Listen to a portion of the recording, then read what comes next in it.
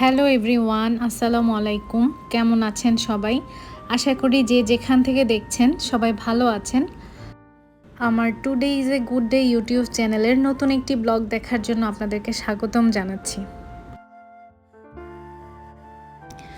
সকালে নাস্তা করার পর ভাবলাম যে ঘরের যে ক্লিনিংয়ের কাজগুলো আছে সেগুলো একটু সেরে নিই। প্রতিদিন তো আর সব কিছু ক্লিন করি না, মানে ভাগ করা আছে যে কোন দিন কোন জায়গাটা বা কোন ফার্নিচারগুলো ক্লিন করব, তো সেইভাবে করেই আর কি আজকে শুরু করেছি। প্রায় সময়ই বাসায় হুটহাট করে অনেকে চলে আসে, তো সে কারণে সবসময়ই ড্রয়িং রুমটাকে একটু পরিপাটি করে রাখতে হয়, পরিষ্কার পরিচ্ছন্ন রাখতে হয়। তো যদি কোনো দিন দেখি যে একটু অলসতামি করে সেদিন গুছাইনি, আর ওই দিনই কিন্তু বেশিরভাগ সময় লোকজন চলে আসে। তো এর জন্যই চেষ্টা করি যে যেন প্রত্যেক দিনই ড্রয়িং রুমটাকে অ্যাটলিস্ট পরিপাটি করে রাখি।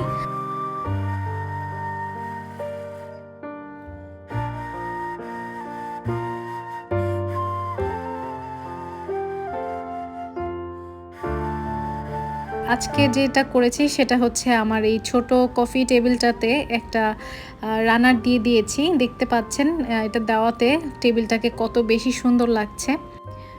আর গত ব্লগে যে দেখিয়েছিলাম আড়ং থেকে আমি যেই ফ্লাওয়ার বাসটা কিনেছি বাঁশের, এটা দিয়ে আর কি এই টেবিলের এই কর্নারটা সুন্দর করে সাজিয়ে নিয়েছি। এতে করে এই জায়গার সৌন্দর্যটা অনেক বৃদ্ধি পেয়েছে।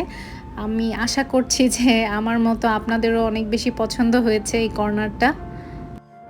আর এই কর্নারটা হচ্ছে আমার বাসার সবথেকে কোজি একটা কর্নার, যেই জায়গাটা আমার অনেক বেশি পছন্দের। এই টেবিলটাকে গুছাতে এসে আমার একটা জায়গায় চোখ পড়লো যে আসলে এই জায়গাটা খালি খালি লাগছে, তো সেটাকে আমি ভরাট করার জন্য এই সুন্দর মনস্টেরা গাছটা এই টেবিলের যে কর্নার ছিল ওখানে রেখে দিয়েছি। আর এই গাছটা রাখার ফলে এই জায়গাটার সৌন্দর্য আর অনেক গুণে কিন্তু বৃদ্ধি পেয়েছে। আমি খুবই সাধারণ কিছু জিনিসপত্র দিয়ে এত সুন্দর একটা কর্নার তৈরি করেছি। একটু বুদ্ধি খাটিয়ে ঘরের জিনিসপত্রগুলোকে যদি আমরা সুন্দর মতো প্লেস করতে পারি তাহলে কিন্তু ঘরের সৌন্দর্য অনেক বেশি বৃদ্ধি পায়।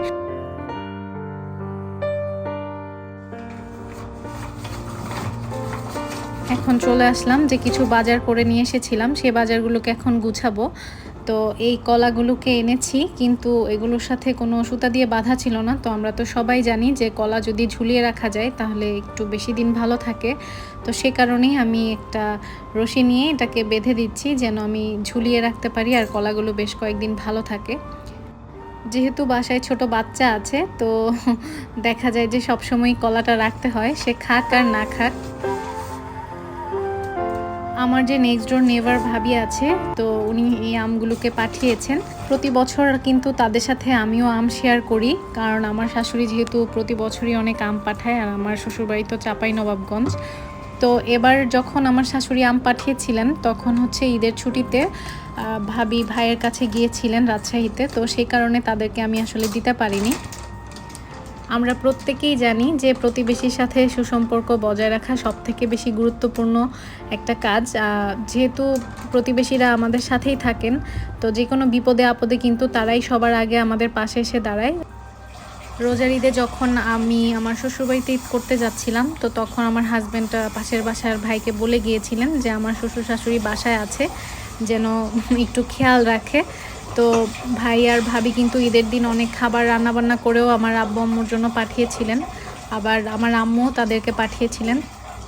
কখনো কখনো প্রতিবেশীরা কিন্তু আত্মীয়ের থেকেও অনেক বেশি আপন হয়ে যায়, এরকম আর কি একটা অবস্থা।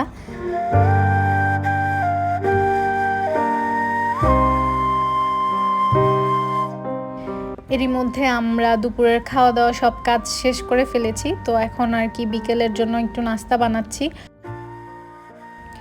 দুপুরের খাওয়া দাওয়ার পর সবাই এখন রেস্ট করছে, তো আমি আমার বাচ্চাকে ঘুম পাড়িয়ে আসলাম। এখন হচ্ছে বিকালের জন্য একটু নাস্তা বানাবো। এই জারুল ফুলের গাছটা আমার অনেক পছন্দের। যবে থেকে এই বাসায় এসেছি সেদিন থেকেই আর কি প্রত্যেক বছর যখন এই সময়টাতে এই গাছে ফুলগুলো ফোটে, আসলে আমার রান্নাঘর থেকে দেখতে খুবই ভালো লাগে। 4 বছর আগে এই বাসায় এসেছি, তো প্রত্যেক বছর এই গাছের ফুলের সৌন্দর্য দেখে আমি মুগ্ধ হয়েছি, আর ভেবেছি যে এর পরের বছরও কি আমি এই সুন্দর জায়গাটাতে থাকবো কিনা।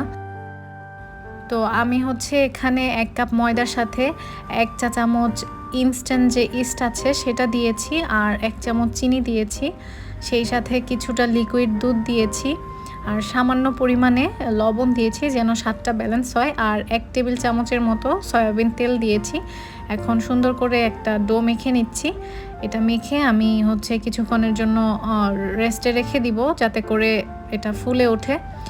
এই যে ক্যাপসিকামটা দেখতে পাচ্ছেন এটা কিন্তু সবুজ ছিল আমি যখন কিনেছিলাম, তো ফ্রিজের থেকে থেকে এটা হচ্ছে হলুদ কালার হয়ে গিয়েছে। তো একদিক থেকে কিন্তু ভালোই হলো, এই হলুদ কালারটা যদি আমি দোকান থেকে কিনে আনতাম তখন কিন্তু আমাকে সবুজ ক্যাপসিকামের থেকেও কিন্তু অনেক বেশি দাম থাকে এই লাল কালারের আর হলুদ কালারের ক্যাপসিকামের। তো যাই হোক, ভালোই হলো যে পেকে হলুদ হয়ে গিয়েছে, পেটে গেলে তো সব একই। তো আমি হচ্ছে ক্যাপসিকাম কেটে নিয়েছি আর হচ্ছে সসেস কেটে নিচ্ছি। যখন কোনো খাবার বাসার জন্য বানাই তখন কিন্তু সেই খাবারের টেস্ট অনেক ভালো হয়, আর যখনই কারোর উদ্দেশ্যে বানাবো বা বাসায় মেহমান আসলে যখনই রান্নাবান্না করি তখন কিন্তু খাবারের টেস্টটা ঠিকঠাক মতো ভালো রাখতে পারি না, একটু ওলট পালট হয়ে যায়। তার একটা কারণ হতে পারে যে যখন বাসায় কোনো গেস্ট আসে তখন হচ্ছে পরিমাণে একটু বেশি রান্না করা হয়, আর যখন নিজেদের জন্য রান্না করি তখন তো অল্প একটু একটু বানাই। আমার মনে হয় সেই কারণেই স্বাদের তারতম্যটা হয়ে যায়। তো এই তো আমার যে ডোটা সেটা তো ফুলে একদম ডাবল হয়ে গিয়েছে। আমি এখন এটাকে ভালো করে মথে নিচ্ছি। আমি আজকে আমার একদম মনের মাধুর্য মিশিয়ে মানে নাস্তা বানাচ্ছি, এটার কোনো নাম বা কোনো কিছুই নেই। আমার যেরকম মনে হচ্ছে বা আমি মানে ইনস্ট্যান্ট আমার যেরকম ফিল হচ্ছে আমি ওরকমই কিন্তু করছি। যারা যারা আমার আজকের ব্লগটি দেখছেন তাদেরকে অসংখ্য ধন্যবাদ। আপনাদের যদি আমার আজকের ভিডিওটি ভালো লেগে থাকে তাহলে প্লিজ একটি লাইক করে দিবেন, সেই সাথে ভিডিওটি কন্টিনিউ করতে থাকবেন। আর আপনি যদি এখন পর্যন্ত আমার চ্যানেলটিকে সাবস্ক্রাইব করে না থাকেন, আপনার যদি আমার ব্লগ ভালো লেগে থাকে তাহলে আমার চ্যানেলটিকে সাবস্ক্রাইব করতে পারেন। কয়েকদিন থেকে বাহিরে প্রচণ্ড রোদ উঠছে, এই ঝলমলে রোদ আবার এই এক পশলা বৃষ্টি হয়ে যাচ্ছে, তারপর আবার রোদ উঠছে, মানে এরকম একটা ওয়েদার আর প্রচণ্ড বাতাস। আসলে এই ধরনের ওয়েদার দেখতে কিন্তু খুবই ভালো লাগে যে একই দিনে এক এক রকম ওয়েদার হয়ে যাচ্ছে। তো আমি প্রথমে আমার ডোয়ের মধ্যে ডোটাকে একটু রুটির মতো লম্বা করে নিয়েছি, তারপর হচ্ছে সেখানে ক্যাপসিকাম আর সসেজের যে পুরটা রেডি করেছিলাম সেটা দিয়ে একটু সস দিয়ে এখন হচ্ছে আমি চিজ দিয়ে দিচ্ছি। আর চিজ খেতে তো আমাদের সবারই অনেক ভালো লাগে, তাই যতটা সম্ভব নিজের পছন্দ মতো চিজ দিচ্ছি, কোনো কিপটামি করছি না দোকানের মতো। বাইরের খাবার আর বাসার খাবারের মধ্যে পার্থক্য এটাই যে বাহিরে কোয়ান্টিটিতে অনেক কম দেয় আর হচ্ছে টাকা তো অবশ্যই অনেক বেশি নেয়, কিন্তু বাসায় হচ্ছে আপনি আপনার পছন্দ মতো বাড়িয়ে কমিয়ে দিতে পারেন। তো এটাই হচ্ছে বাসা আর বাহিরের মধ্যে পার্থক্য। আমি প্রথমে ভেবেছিলাম যে এটা হচ্ছে পিৎজার মতোই আমি রাখি, কিন্তু পরে আবার ভাবলাম যে সবসময় তো ওরকম পিৎজার মতোই খাই, তো আজকে একটু অন্যরকম শেপ দেই। তো সেই ভেবেই কিন্তু আমি এটাকে রোলের মতো করে এরকম চ্যাপটা করে দিয়েছি হাত দিয়ে।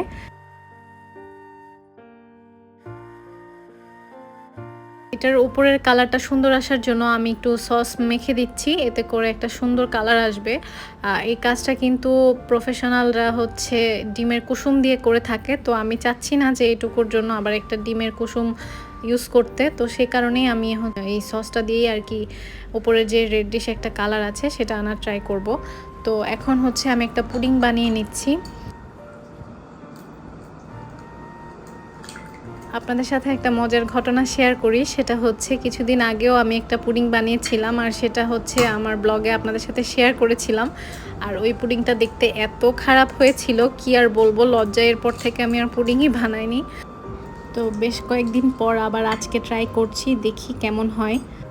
আপনারা যারা রেগুলার আমার ব্লগ দেখে থাকেন তারা জেনে থাকবেন যে আমি কিন্তু সপ্তাহে 2টা বা 3টা ব্লগ দেওয়ার চেষ্টা করি, কিন্তু রিসেন্টলি এসে আমি কিন্তু অনেক কম ব্লগ দিতে পারছি। তার একটা কারণ হচ্ছে আমার যে স্ট্যান্ডটা দিয়ে আমি ভিডিও শ্যুট করতাম সেই স্ট্যান্ডটা ভেঙে গিয়েছে, তো যে কারণে আমার আসলে ভিডিও শ্যুট করা খুবই কঠিন হয়ে যাচ্ছে।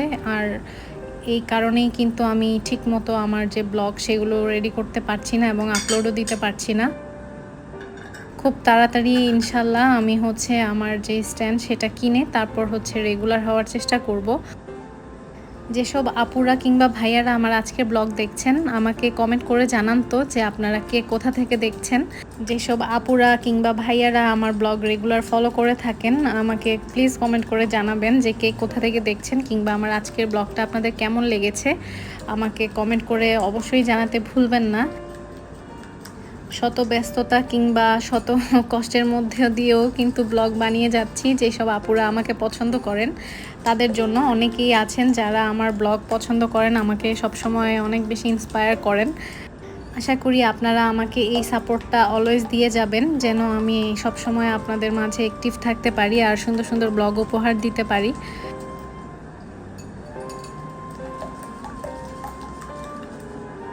তো আমার আজকের ব্লগটি এখানেই শেষ করছি। আশা করি আমার পরবর্তী ব্লগগুলোতেও আপনাদেরকে সাথে পাবো। সেই পর্যন্ত সবাই সুস্থ থাকবেন, ভালো থাকবেন। আল্লাহ হাফেজ।